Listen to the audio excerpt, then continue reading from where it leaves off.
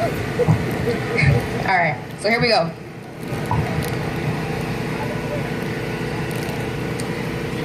Okay, so let's talk about this God, the biblical God. You know, capital H, Him, the Alpha and Omega, the transcendent, omnipotent, infinite, holy, and immanent creator, God. And you Christians, you worship Him as your Savior. Well, to me, this God is nothing but a jerk. I think it just got quiet in the church. I guess I said something wrong, but with no shame, pass me a megaphone as I present this deep question to you worldwide Jesus clones. And the question is this: why in the world is there so much suffering if this so-called God exists? Can you answer? The world is broken. You know, your religion makes a little sense until you witness all these children being diagnosed with cancer, and the child scream that's filtered into the palm of their molester, the sex traffic victims, school shootings, the gas chamber, all the cries and screams. Where was He? Oh, that's right. He chose not to intervene. And you expect me to believe there is a God of sovereignty who is all powerful, good, and knowing? Man, you cannot convince me. Because an all-knowing God would be aware of the perversion. He would be aware of the corruption that has for centuries been erupting. He is all-powerful to stop evil and is able to relieve pain. And an all-loving God would surely want to intervene, right? So don't tell me there's a God. Are you that foolish to still believe? The truth is that we're alone. Look around. Can't you see? If I may sit next to you in this time of need. As a Christian, I'm called to love you regardless of what we each believe. Every point you made provoked nausea within me. My tear ducts broken like Katrina's levees. Suffering is not just felt by me, but we, the atheist and the Christian. Both our souls cry out for justice. Fist up, justice. But for that, a judge is needed. I mean, who else can permit justice?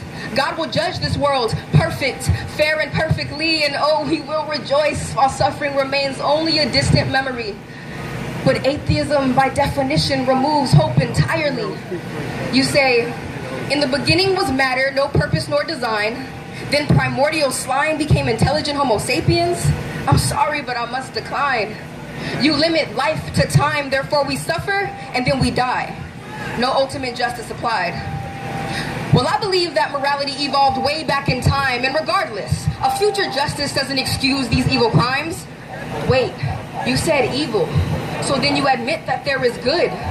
And only a moral law can help differentiate how people should or should not live, whether it's like a Mother Teresa, or if a crime is what they commit, a moral law is still required. You see, without God, your problem with evil is just an illusion. Right. Denying a moral first cause only leads us to confusion.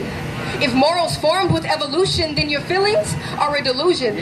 Deterministically speaking, you can't get mad when people are feuding. They weren't destined to comply. But yet, you still try to state your opinion about what's right or wrong or what can and cannot fly. But nah.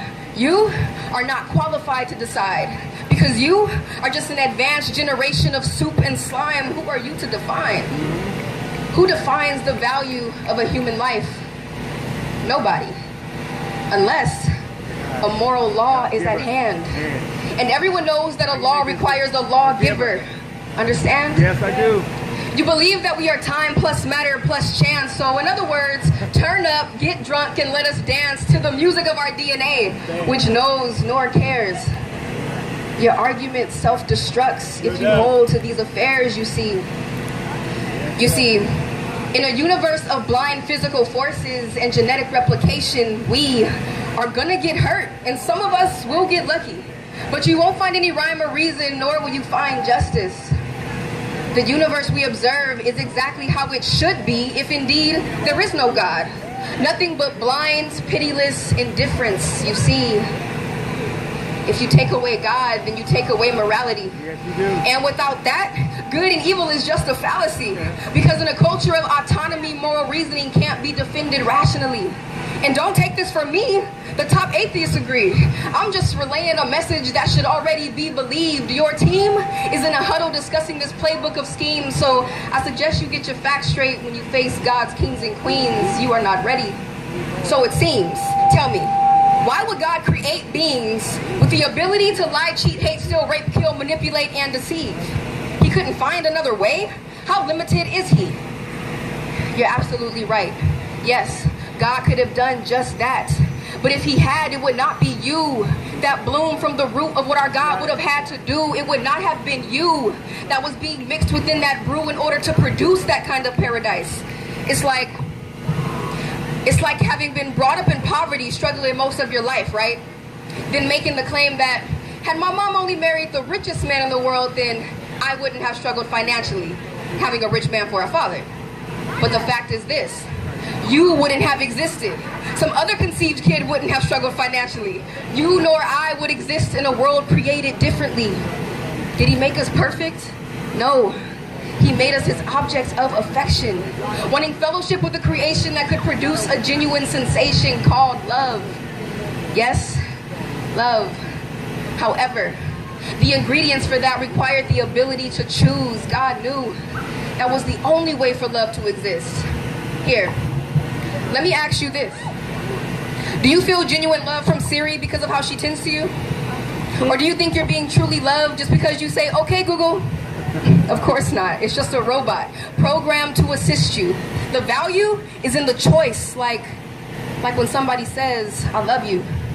So see, we have options: to love or to hate. Wait, what about the problem of people dying from earthquakes, tsunamis and mudslides, viruses and diseases? Natural disasters aren't evil, so why in the world would God allow this?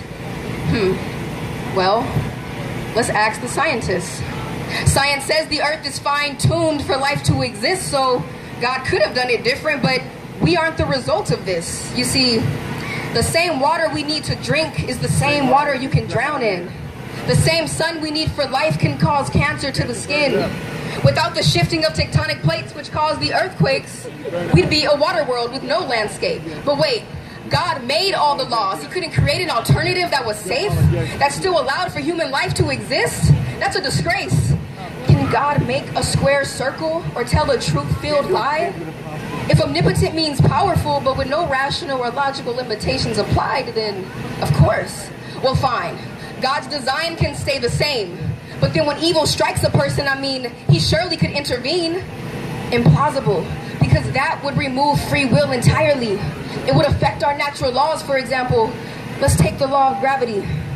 If gravity held us down, but then our God would intervene by turning gravity off because he heard the loud scream of a person being pushed from the top of a high building, what kind of world would that look like?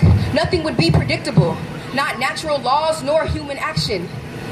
You want a knife to chop vegetables but then suddenly become dull if a stabbing was trying to happen? What exactly is it that you're asking God to do? I just can't wrap my mind around a God who would let his creation suffer. It seems your problem isn't his existence, but rather it's his character. Similar to Job. It's like this.